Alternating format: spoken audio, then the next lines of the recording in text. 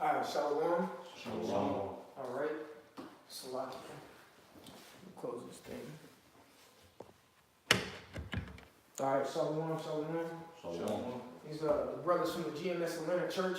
First and foremost, giving all glory, honor, and praises unto Yahweh, Ba'ashem, Yahushua, Ba'ashem, Kakodash. double honors to the apostles and elders of Great Millstone who were well. Peace, love, salutation to the elect 144 first fruit. I'm the brother Kasha Kuala. The brother Rock. Nathaniel. Zakaria. Kalai. Alright, and you can see by the lesson or the title of the live stream today, it says, have a royal mentality, okay? Having a royal mentality, okay? Because we're regal men. If you're an ancient, if you consider yourself an ancient man, you consider yourself a regal man. And regal goes into like majesty or kingdomship, if that's a word, okay? Like King Solomon, he was a regal man. King David was a regal man. King Josiah, King Hezekiah, all right? King Joash, those were regal men, and they had a royal mentality, all right? So without further ado, we're going to go ahead and get whoever has it Matthew 6 and 19, and I'm going to let y'all brothers run with it after this. Go ahead. This is Matthew chapter 6 and verse 19. Lay not up for yourself treasures upon earth, where moth and rust doeth corrupt. That's right. It says, pretty much what your mind is what you're going to put your effort into, okay? So it says, lay not your treasures upon earth, correct? So, man, forget the things of this world. Forget what's going on. You know, forget what you got. The scriptures say if you don't hate your life, you're not worthy, okay? You don't have a kingdom mentality or a royal demeanor about yourself. If you're worried about your car, your house, what you got going next, what time you got to be at work, you know, if your lady's happy, and get the hell out of here with that. That's weak, all right? Kings aren't weak, okay? Being royal and being regal, you're not feeble, all right? You're strong-minded, all right? Keep going, brother. It says, and where thieves break through and steal. And where thieves break through and steal, all right?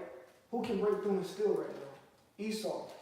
And the way of Esau society, that can break through and steal, all right? Because you got to say Esau society because it's philosophy, all right? Everybody's indoctrinated. Anybody can run up into your house in an Edomite malicious type spirit, which is the Edomites are the self-proclaimed white man. You gotta let that be known, okay? Anyone can go up into your house and and steal all your stuff, man. All your physical, personal belongings, okay? But what can Esau not do? Go ahead. But lay up for yourselves treasures in heaven. It says, but lay up for yourselves treasure in heaven, where neither moth nor rust do corrupt, and where thieves do not break through nor steal. That's right, and nobody can take that regal spirit away from you. All right? Esau can do whatever he can, whatever he wants, whatever, kill the body, but can't kill the spirit. Okay? So whatever the things that we have via these scriptures, via this knowledge, that's something that cannot be taken away. All right? That's why the scriptures say, let no man take that crown. If you got a crown, you are a royal person. So have a royal mentality and be in that type of light. Is there any more in there? Verse 21. For where your treasure is, there will your heart also be. Where your treasure is where your heart also will be. Now, if you're a royal person, your treasure is in the kingdom of heaven. All right? And that's where your mind should be towards. All right? If your mind is towards the kingdom, you're looking to rule. You're looking to be in the lot of Psalm the 2nd chapter, of Revelation the 2nd chapter, having your enemies as a footstool, telling the Hamite to go beat the shit out of an Edomite. That's a royal mentality. Having slaves, that's a royal mentality. Being ruler over your oppressors, okay? And having the ones who oppress you in this life be the ones who stay upon you in the next. The word stay means to lean upon. Because all the other nations are going to flow into Israel. They're going to need us, you know. So if y'all got precepts, bring them out. Can I have that word royal for you? Go ahead, brother. This is the word royal on the online etymology. It says pertaining to a king. Then it goes into royal, regal, splendid, magnificent. Then it says of a king, kingly, royal, regal. Then it says You see, it said magnificent. Like I just said earlier, it goes in being like a majesty. That's why they'll be like, Your Majesty.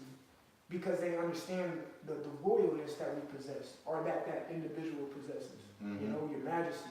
Even when you read the scriptures, when they came to King David in 1 Kings, the first chapter, it says, if I'm not mistaken, it's 1 Kings, the first chapter. They say, "O King, live forever." You know, that's a thing that, or a sign of respect that people would say to an individual who's full of royalty, just oozing out of him, man. You know, right? Because being royal is your demeanor and your characteristics and how you carry yourself. Okay, you can say it all up and down, but if you don't portray it, if you don't show it, if your light don't shine, then who's to say you're a regal person? All right, if you're actually doing what the scriptures say, all right, and applying your everyday life, you're gonna show your majesty to the rest of the people, you know, that you see on your day-to-day business and your travels. You know, you got it, bro. and I'm gonna bring up this point. It says fit for a king. You know, who are the hopeful elect today? Who's gonna be fit for that position to rule? You know, to be a king. You know, because Yahweh Shah, he designated certain men across the four corners of the earth to be a future king. You know, and like the brother said, we can see some of the royalties, some of the parts of Yahweh Shah's spirit oozing out of certain brothers. You know. But I'm going to continue. It says, move in a straight line to direct in a straight line. It says, thus, to lead and rule. And that was it on that. That's right, rule in a straight line. All right, if you're ruling in a straight line, you're straightforward with things. There's only one way to enter this truth. All right, and there's only one way.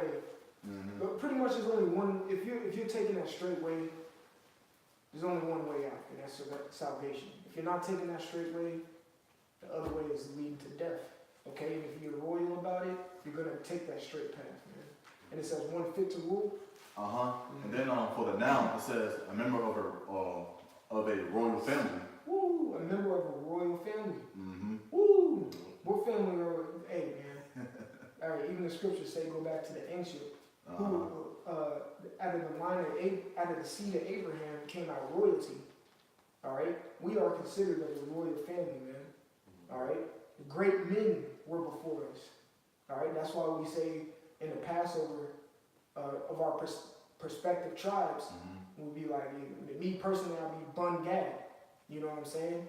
Because that was a man of royalty, man. All right, that man had his own nation. That's big time. You know, when you look at the Judites, man, that's a line of royalty. There's no other reason why Yahweh Shah came out of the pure line of Judah. You know, because it's straight royalty. You know, most of the kings that we read about were Judites. They had royal mentalities and royal mindsets. That's why we read about them. I got preachers. Y'all go ahead. Go ahead. All right, this is First Peter. I'm sorry, this is Second Peter. This is 1 Peter chapter 2, verse 9. And it says, but ye are a chosen generation, a royal priesthood, and holy nation, a particular people, that ye should show forth the praises of him who hath called you out of the darkness into his marvelous light. Okay? So that goes into what the brother was saying about that majestic, you know, walking into that marvelous light, having that royal mentality, you know. We're a generation of men that the Most High is saying that we are a royal priesthood, a chosen generation, you know. So coming into this truth, you gotta have a higher mentality, a royal mentality. You know, you can't have that nigga mindset. You know, you gotta have that high royal mentality, because in the kingdom of heaven, we're gonna be judges. If we be at that number, we're gonna be judges. We're gonna be of that royal, and that's what we should be striving to be that on this side. You know. Come on. That's right. Beautifully put. You got a precept, Kyle? All right, this is First Peter 1:15. But as he had called you is holy, so be ye holy in all manner of conversation. Oh, it says be ye holy. But going to the word holy, it means consecrated. Consecrated means separate. You know? Yeah. If you're separate from something, that means you separate yourself from impurities. All right? When you're a majesty, you know, your majesty, your Lord, my Lord. All right? Because we're going to be called lords. You know, even just like the scriptures say, what is that in Ephesians? I think it was Ephesians, the 5th chapter. It may have been where it says, even Sarah called Abraham Lord. All right? Because she saw his regalness. You know, she saw his majestic. You know what I'm saying? She saw his kingship and his royalty and his royal mentality. You know, being holy is a big thing. You know, separate yourself from the bums, man. You know, cream of the crop. You got something, brother? Yeah, reread it said in conversation, because the word conversation goes back to conduct. So how you conduct yourself and what you portray, what you give off, has to be of a royal stock.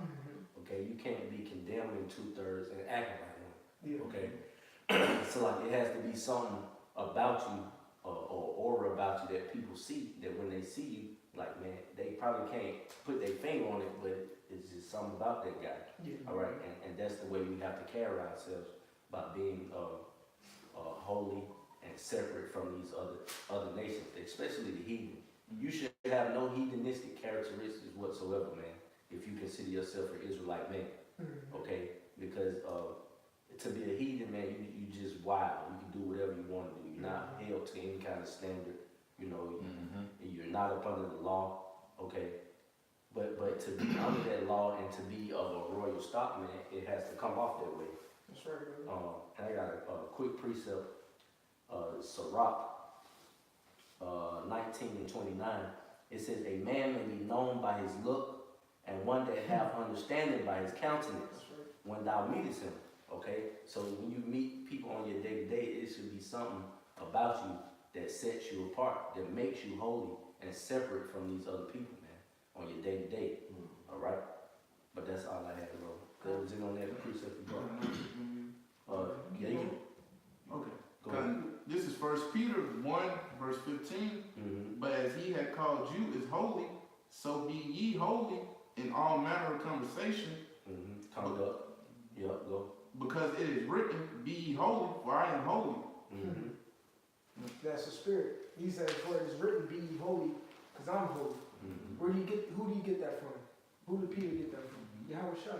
When we go to, what's that, Matthew 5, and what is that, 48, I think? It says, be ye perfect like my Father is in heaven. It's perfect. Yep. You know, strive for perfection. You know, how do you achieve perfection? By doing what's in Sirach or Ecclesiasticus, the 17th chapter, and offending less. Repent, meaning apologize for your actions, and turn back from the wicked ways, and don't do them anymore. Learning from your mistakes. Literally, that's how you obtain perfection. Okay? All of us are striving for perfection. All of us are trying to strive for that royal seat. You know? Get that ultimately have Yahweh Shai, which you read about in the Apocrypha, I think 2nd Esdras, where is a man whose stature was taller than everybody else, you know, put those crowns on his gifts. We're trying to achieve that. That's like how really you saw you watched, you know, movies like Knights at the Round Table, whatever, and they double, bing, bing, on the shoulders, and they have knelt down. That's what we are looking for. But we're looking for that kneeling down. We made it. You know, we did it. Now we're going to get our royalty. You know, and he puts that crown right on top of our heads. And now we're a part of a monarchy. You know, we get our sovereignty back. That's being royal, bro. That's being royal. You had a precept? I had something. This is Deuteronomy chapter 7 and verse 6. Yes, sir. It says, "For thou art a holy people unto the Lord thy power, and the Lord thy power hath chosen thee to be a special people unto himself." All right, and if you've been chosen to be a special person, you should carry yourself as such. Mhm. All right, something that's special and precious. All right, is held to a higher standard than something that's just of the norm. Okay, or basic. Mhm. Okay, it says a special people unto himself above all people that are upon the face of the earth. Mhm. Above all the people that are upon the face of the earth. Okay, we're set aside from those people. Mhm. The Lord is clearly a separatist, okay? Very much so. And you should carry yourself way different than these other nations, man. That's right. All right? If you out here carrying yourself as with these Edomite characteristics, you know, like the brother was saying, he was talking, the Edomite at his job was talking about how he could have slept with one of their co-workers' wives. You know, that's way off, man. And by us being royal, we don't do those type of things. Okay, we don't even partake in those kind of conversations. That's right. All right, we dead that shit, man. That's So right. like we don't even get into going into things like that, dealing with other men's women. All right, we don't even eat the way these people eat. That's right. The scriptures say, I didn't mean to interrupt, but the scripture say, loosely paraphrased, I forgot where it was, but pretty much if a man commit adultery, he lacks wisdom, Yeah. or he's a man void of understanding. You know, he doesn't have the correct understanding. And shalom to the bishop at Tazawan, how about Shimei al-Shabarakatah? Yeah. How about you guys shut up, so on. But, you know, just that's a hedonistic characteristic to be conducting yourself in adultery and stealing and killing and murdering, all that. That's not royal. Exactly. You know what I'm saying? That's not royal. If you're royal, you're in order, bro. Mhm. You know, you can keep going, bro. So Verse 8, "But because the Lord loved you, and because he would keep the oath which he had sworn upon his fathers, have the Lord brought you out with a mighty hand, and redeemed you out of the house of bondmen, from the hands of Pharaoh, king of Egypt." That's right. All right, and the point was pretty much made, man. We're separate from these other nations, man.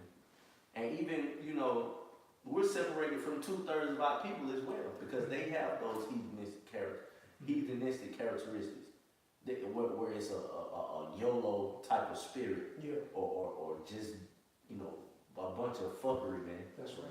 or anything goes. We don't think like that. That's right. All right. Hey, can someone get?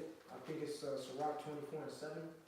I got a quick. Go ahead, brother. Bring it up. Alright, this is Deuteronomy 28 and 9, and it says, "The Most High shall establish thee an holy people unto himself, as he has shown unto thee, if thou shalt keep the commandments of the Most High and walk in his ways."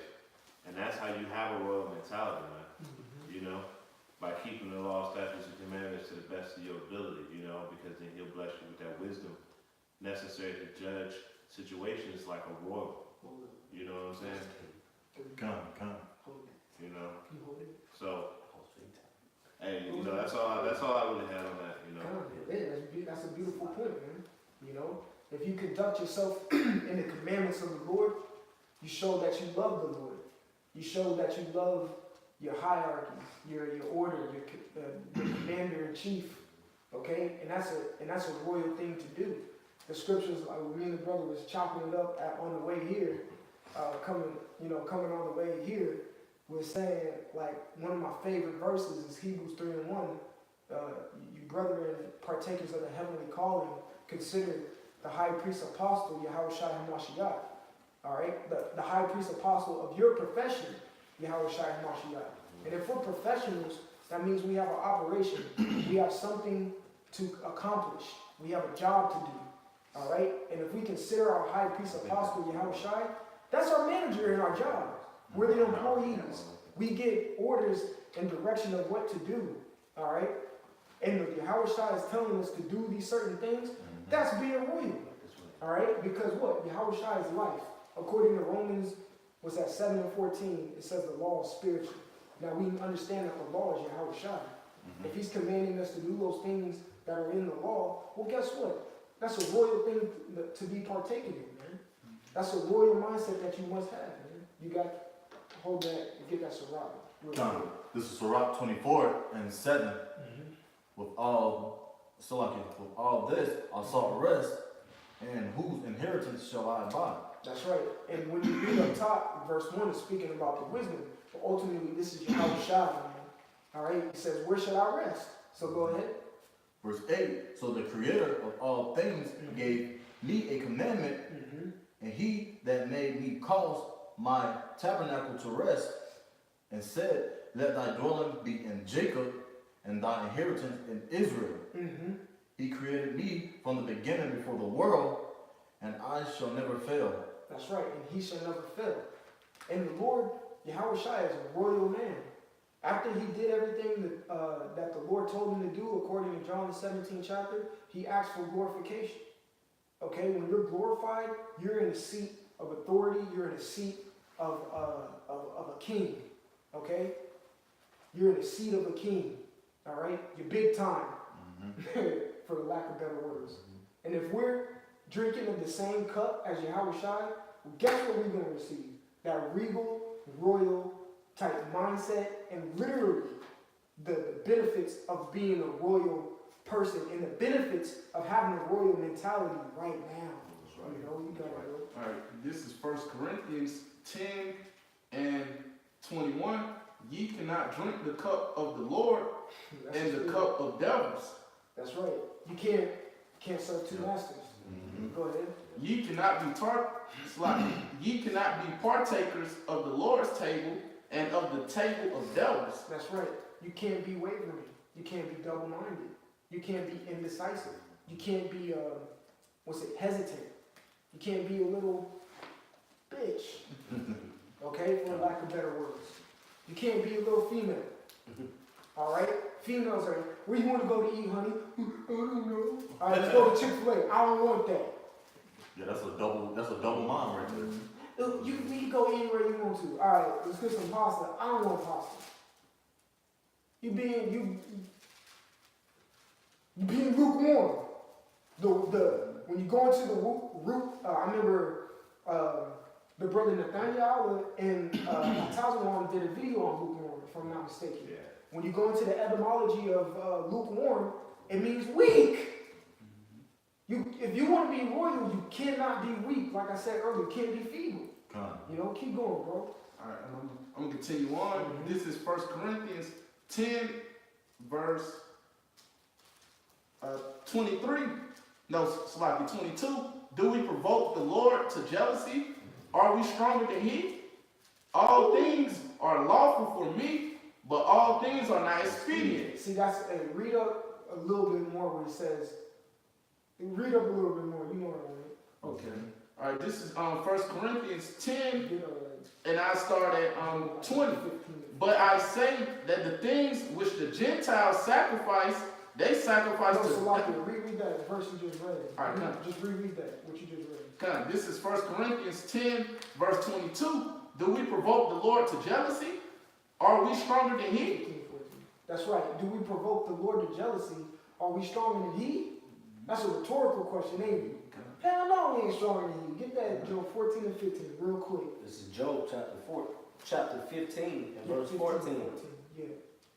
What is man that he should be clean? Mm-hmm.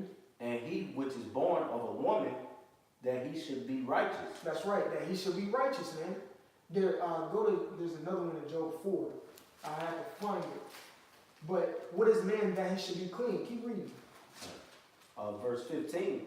Behold, he putteth no trust in his saints. Yet the heavens are not clean in his sight. So keep going with your precept, brother. Come, you want to continue on? Yeah, you can continue. All right, this is 1 Corinthians 10, and I start at 22 again. Do we provoke the Lord to jealousy? Are we stronger than he? All things are lawful for me, but all things are not expedient. That's right. All things are lawful, but not expedient. All right. It's simple as Jake. But it's lawful to have 4 women if we want to. bro, you are in Esau society. Mhm. Is that expedient, bro? Is Yeah. that wise? Is that having a regal mindset? Hell no, because you're focused on women, we should be focused on the kingdom. Exactly. All right? You are not having a royal mentality when you got bitches on your mind, bro. Go ahead. All things are lawful See, for me. Salaki, that's why the scripture said that it created stumbling blocks. When David talked about stumbling blocks, Jeremiah, was it Isaiah? 4:1 is a stumbling block to men who do not have a royal mentality. They're focused on female. Oh, yeah, therefore I could have 7 women. No, Yeah. bro. I ain't worried about that. Mm-hmm. That's gonna come. Exactly. That's gonna come, bro. Right now I'm worried about getting the hell up out of Babylon. Go ahead, bro. All things are lawful for me, but all things edify not. That's like all things. You said all things edify not. That's right. And what is edification, man? The Hebrew word for edify is banah, which means to build. Okay. All right. When you're doing the things that are not expedient, when you're doing the things that are not expedient. Of course, you're not being a royal mentality, but you're not being charitable. According to 1 Corinthians 8:1, it says, "But charity edifieth." Okay? Charity edifieth. All right? So if you're doing the things that are not expedient, if you're not using wisdom and having a royal mentality, you're not edifying. Therefore, what? According to Romans, you're more than likely you'll fall. And according to Romans, the ones who fell, the Lord dealt with severely, is what it says. All right? And the ones who pretty much stayed righteous in his goodness, he dealt with goodness. You know? Bring the precept out, bro. If you got it. This is Colossians 3:2. It says, set your affection on things above, not on things on earth. All right, and that ties into the brother was saying is because things are, lawful but not expedient. All right, you worried about women. All right, that's setting your affection on things above the earth, when we should be having a higher mentality. All right, and a regal mentality like brother keep mentioning. So when you have that regal mentality, you're setting your affections on things above, spiritual things, okay? Reaping salvation, all right? Getting that crown placed upon your head, all right? So on and so forth. You're not worried about, little worldly things, all right, that has nothing to do with you being a future ruler, of a whole nation, all right? That's not having the right mentality, man. You can't rule thinking about or having your affection set upon everything that is upon the earth, because you'll be pulled in every direction. All right, you have to keep your mind set and focused on the mission and the goal, and that's our rulership. That's right. Hey, if I may say real quick before you bring your precept out, hey, the brother at Taliban, he said a royal person is manly, and he brought out 2 Ezra chapter 10:33. It says, "And he say unto me, stand up manfully, and I will advise thee."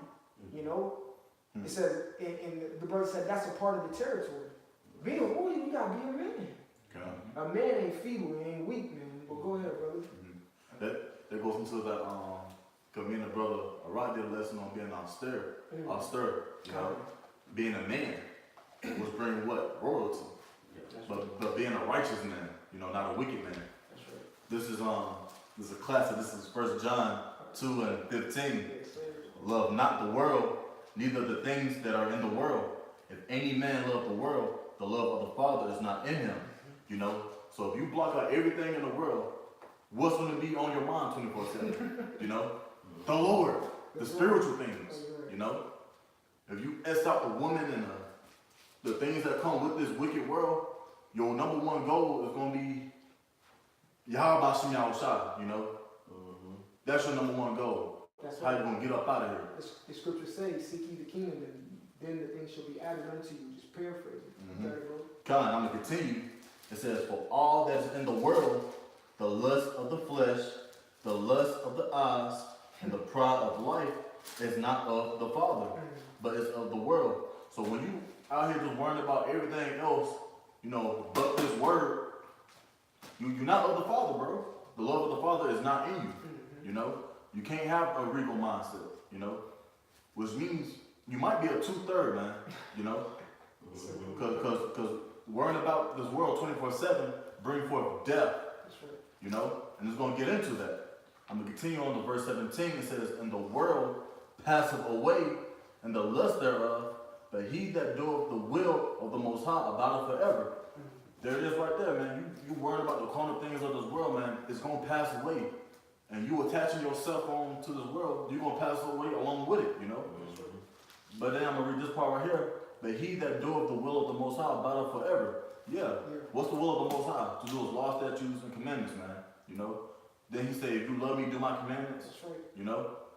So if you're worrying about Yahweh Shem Shai, including the body, including renewing your mind, cleansing your old man daily, you know, that's a part of it, man. You're gonna live forever. You know.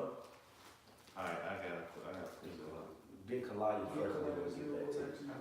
I got some. This 2 Timothy 2, verse 4. "No man that warreth entangleth himself with the affairs of this life." That's a good precept. Yeah, Kind that's of, good. You got it Okay, right. bro. That's right, man. So, you know, when you're at war, man, you know, you can't be worried about the things that's going on in this life. You know, we, with us being in this truth, you know, we can't be worried about what our woman, what this woman is doing, you know. What's the new car that's about to come out, you know. Worried about things to please the flesh, you know. We got to handle our Father's business, you know. We got to do the work, the will of Yahweh Shem Shai, you know. Not worried about, you know, the things of the flesh, man. You know, the lust of this world, man. Okay, and I'm going to tell you on that he may please him who had chosen him to be a soldier. You know, who chose us to be a soldier, man. Lord willing, we be of the hopeful elect. You know, Yahweh Shem Shai. You know, so that's, you know, us keeping the law, statute, commandments, you know, to the best of our ability. You know, having faith in Yahweh Shem Shai, you know, doing the work. Okay? Going out to the highways and byways, you know, warning our people, you know, telling them, you know, of things about to come to this place, man. You know, so they can repent and come back to Yahweh Shem Shai. That's right. Kind of. Did you have something to say?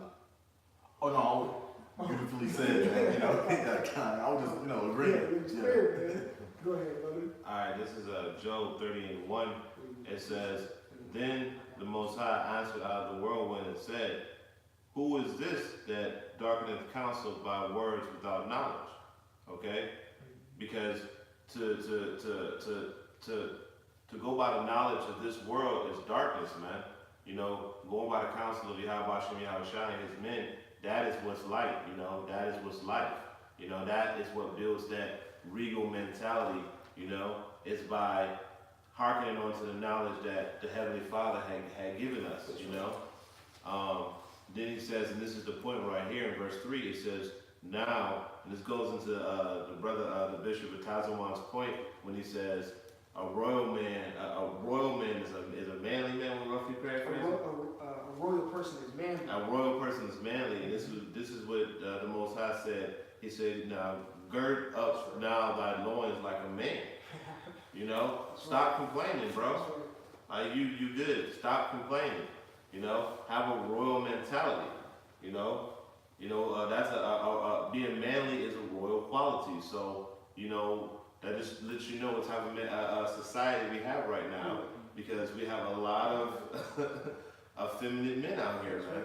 You know, that are not really men. They are not of a royal stock, and that's what we're trying to let you men know, that you have to have a higher mindset, a higher way of thinking, a royal mentality, and that's where you get that is from this word, man, from this knowledge. That's right. And that goes to this, you know, why do Esau hate it so much? A royal mentality. You know, once you look at everyone today, why is he so focused on destroying the man? Yeah. You know? Because Esau knows how it's like to be royal. Mm-hmm. Because the Lord, you know, perfect example, the Lord was once on this earth. Perfect royalty, man. You know, he was the realest man of all, man. The King of Kings, the Lord of Lords, man. So that's why he's destroying the Israelite man today. You saw it, because you saw what Yahweh Shai did in 3 years when he started his ministry. Mm-hmm. It just only took 3 years to wreak that much havoc because of the righteousness and the royalty. Like I said, oozing out of him. Yeah. He had that drip. Yeah. Y'all try to have that drip, man. But yeah, you know, why do Esau hate it so much? You know, he pushing that feminine vibration out hard, you know? That's right. You know what I'm saying? So us knowing that, man, we know what we facing, man. We gotta be a man to be in this truth. We gotta be a man to walk in the how the way the Lord walked, man. We gotta be a man to sacrifice the things, you know, of this world. You know, we gotta be a man. We gotta man up so we can show Israel that light, man. You know, so we can get up out of here. You know, you gotta go. Yeah, kind of. Hey, and that's beautifully said, because another thing too, you know we coming out of the world and we got to have to strip off everything that society has taught us, and you know, and totally be renewed into thinking the way that we're pushing out, being a man, being of a royal priesthood. We have to totally rewire our brain, all right, coming out of the world, all right, and that's where prayer comes in too as well. Okay, we can't will ourselves into that kind of mentality. We have to pray for it, all right, because when King Solomon first took the throne, okay, he prayed for those kind of royal characteristics to be put upon him, all right, to judge a great nation, you know, so on and so forth. I'll go ahead and read it, and then there was an account too that I want to get into in 1 Kings. You got it. This is 1 Kings chapter 3 and verse 7. It says, "And now, O Lord, my power, thou hast made thy servant king instead of David, my father. And I am but a little child. I know not how to go out or come in." Okay, that's him saying, I have the slightest idea, you know, about being a ruler or a king over people. You know? Oh, Salaki, bro. If I may interject. Go ahead. Because when you read, this was a dream. Right. And when usually you have a dream about something, it's because something was on your mind. So you can see where Solomon's mind actually was. Okay? If you say, you know, I've been around this brother for a long time, we've been chopping it up, you know, we be in the spirit, and you end up going to sleep, he may pop up in your dream. Or if you have a vision, he may pop up in your vision that night. This is the same thing that Solomon was having. Because when you read in the 2nd chapter, King David charged him to keep the commandments of the Lord. So that was fresh on his mental after his father had passed away. Obviously, he was missing King David, his father, man, he probably passed, but he told me to do this. He fell asleep at night, and this is what he had.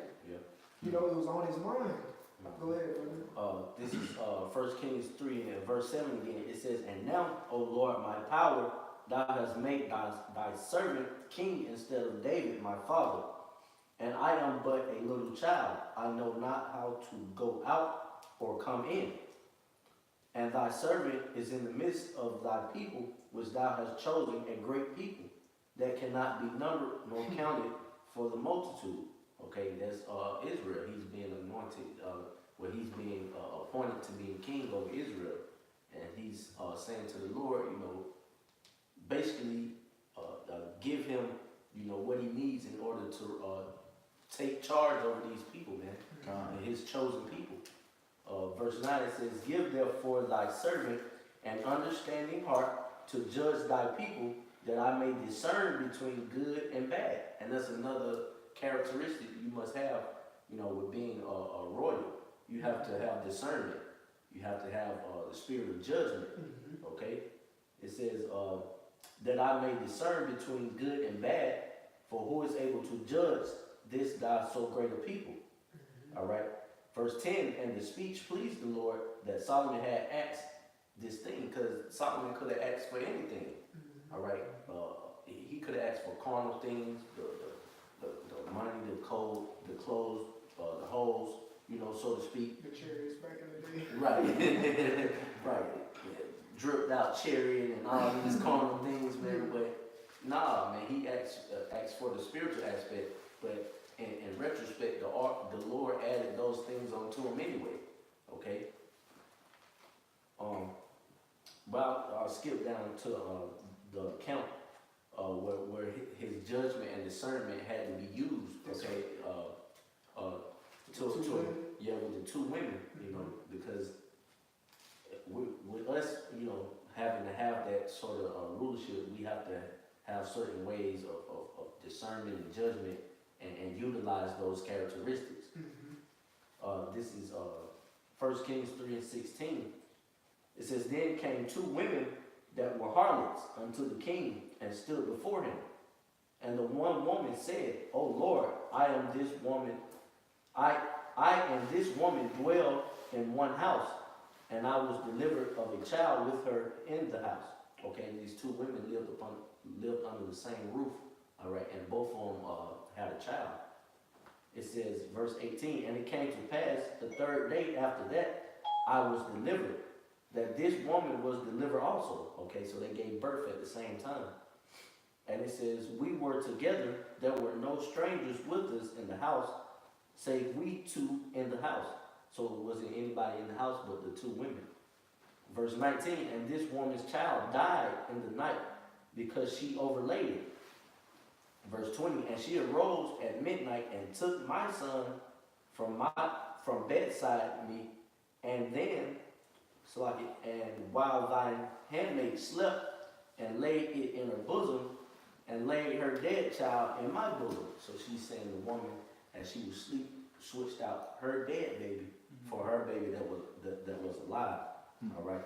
So that came a conflict of whose the living child was and whose the dead child was. And let's see how King Solomon was able to get to the bottom of the situation. Verse 21, it says, and when I rose in the morning to give my child suck, behold, it was dead. But when I had considered it in the morning, behold, it was not my son, which I did bear. All right, she realized that this wasn't her son. Mm-hmm. Verse 22, and the other woman said, nay, but the living is my son, and the dead is thy son. And this said, no, but the dead is thy son, and the living is my son. Thus they spake before the king. So they're going back and forth. No, it's my son. No, it's mine. Total confusion.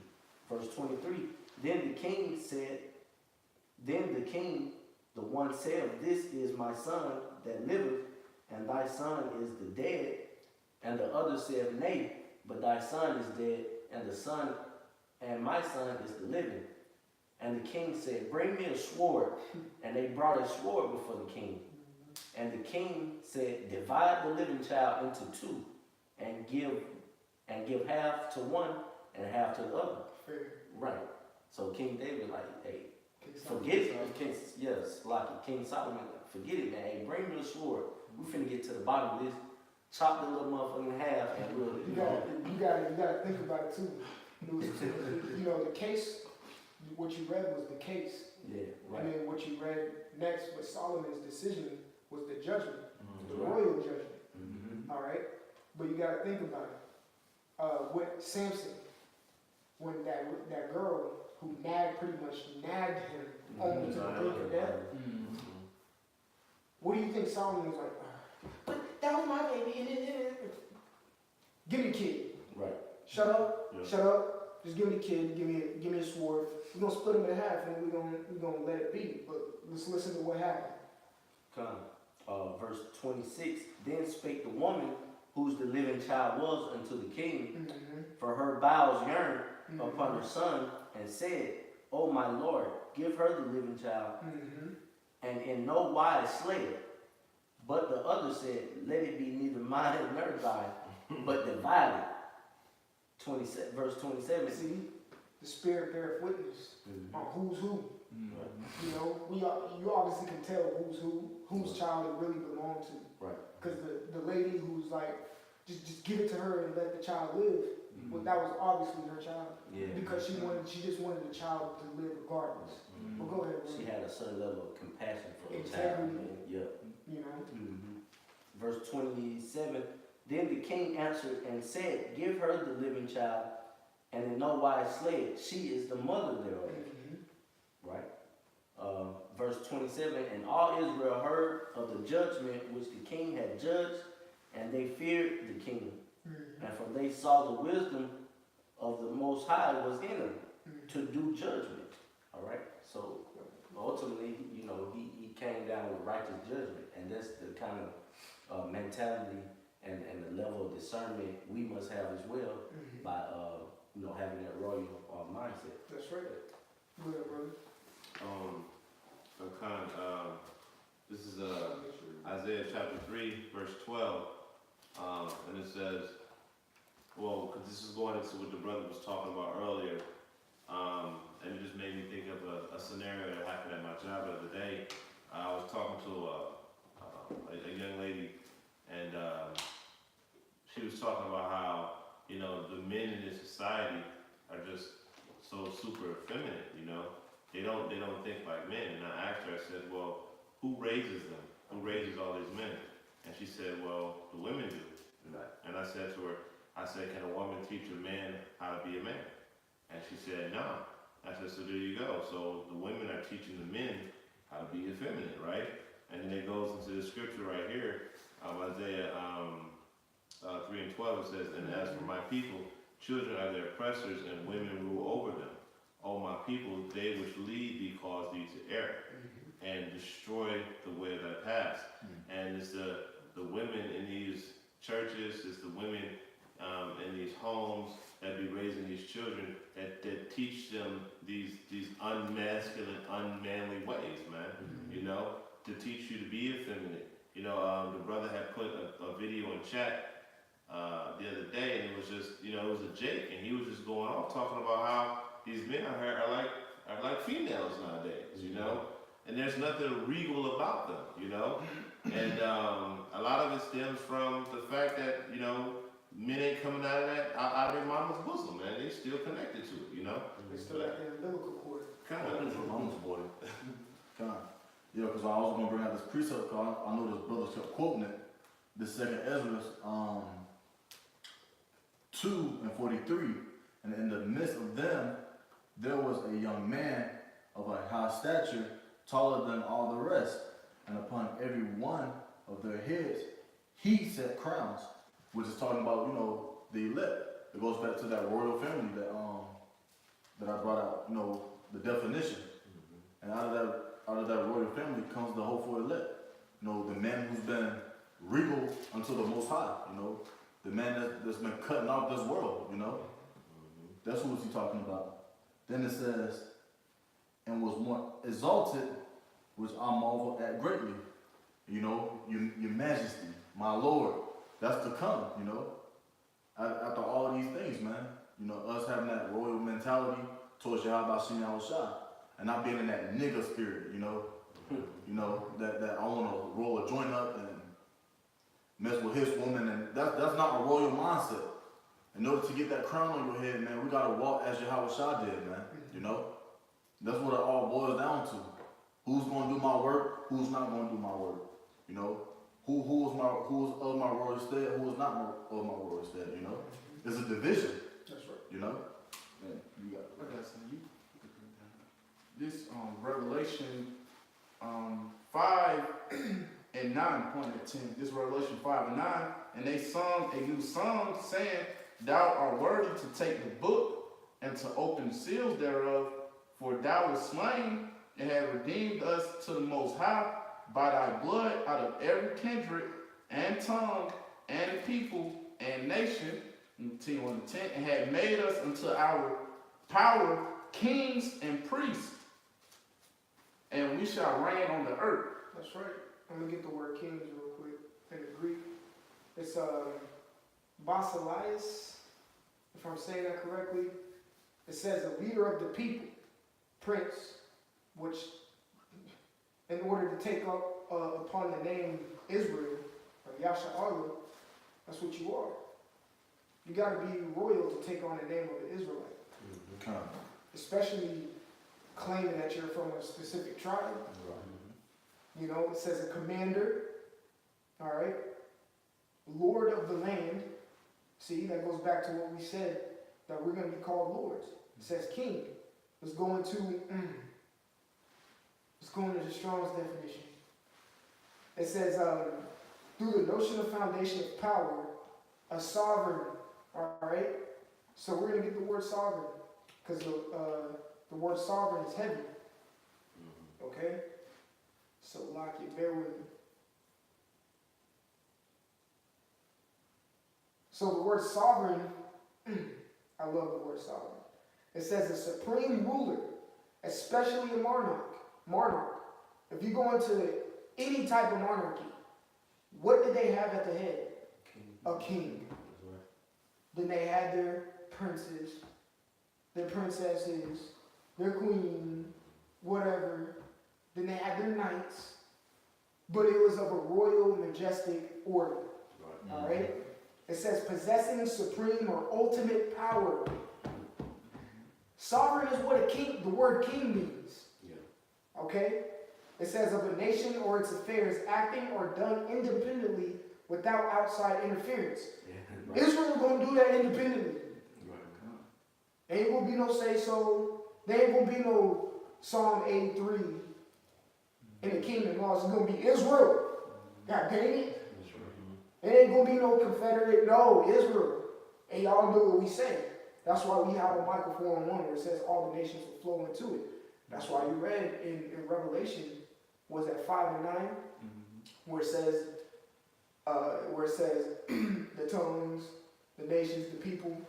All right, because they need somebody to be a regal or a royal people to rule over it. Sovereignty. It says, and we shall reign on the earth, which is sovereignty again, man. You know, did y'all have any closing remarks? We get one more precept. We get Proverbs chapter 22 and 29, and we'll close off on that. Alright. This is Proverbs 22. You want 29? 22 and 29. Alright. This is Proverbs 22 and 29. A wicked man hardeneth his face, but as for the upright, he directed his way. Is that Proverbs 22? Oh, Salaki. No, that's 29? Alright, this is Proverbs 22 and 29. Salaki. This is Proverbs 22 and 29. Seest thou a man diligent in his business? See a man diligent in his business. Go ahead. He shall stand before He kings. shall stand before kings. He shall not stand before mean He men. shall not stand before mean men. And when you go into that word mean, it means illegitimate or people who don't matter. Okay? I'm just get the word for edification's sake. In the Hebrew, it's chashak, and it means obscure, insignificant. So literally the word mean means bastard. All right? The word bastard means an illegitimate child or insignificant child. Esau's a bastard. Okay? All right? It says, or low. All right? But it says a man diligent in his business. In his business. You worry about yours. You feel me? All right? So if you focused on what you need to be focused on, then what does that mean? You loyal. You about your business. When you quoted it. When Yahushua was on, when you read in, what's that, John the 2nd chapter? When he did his first miracle, turned water into the wine, and Mary came, hey, what we gonna do about this? It's like, woman?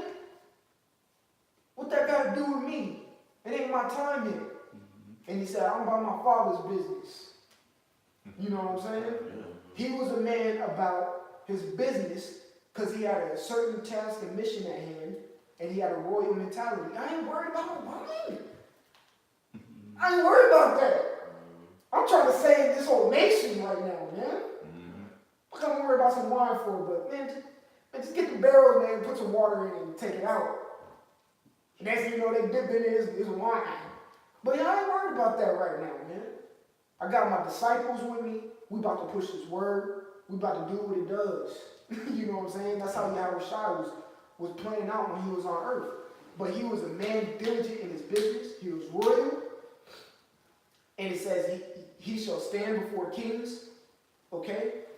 Yahushua, even, the disciples that were with him, excluding Judas, of course, because you know what he did in the aftermath. But when Peter, Bartholomew, just go to Matthew the 10th chapter, you can read about who the disciples were. You know what I'm saying? They were kings. They didn't know it at the time. They're kings, man.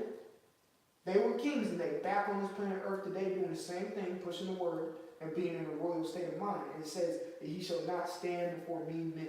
All right? If you ain't royal, if you thinking like a nigga, guess what you're going to be around? A nigga. All right? If you think like a poor man, guess what you're going to be? A poor man. All right, if you surround yourself with men who are rich, you're gonna be rich in knowledge. All right, and the treasures that are hid, according to Colossians the 2nd chapter, which the word hid just means stored away. The Lord's gonna go into that bowl and keep feeding you. He's gonna give you them talents. Simple as that, man. You know. So this lesson, Lord willing, y'all are edified, have a royal mentality, okay? And we want to give all glory, honor, and praises to Yahweh, Ba'ashem, Yahweh Shai, Ba'ashem, Kakadash. Double honors to the apostles and elders of Great Millstone who rule well. Peace, love, salutation to the elect 144, first fruit, royal men, okay? And shalom. All right? Shalom. Shalom.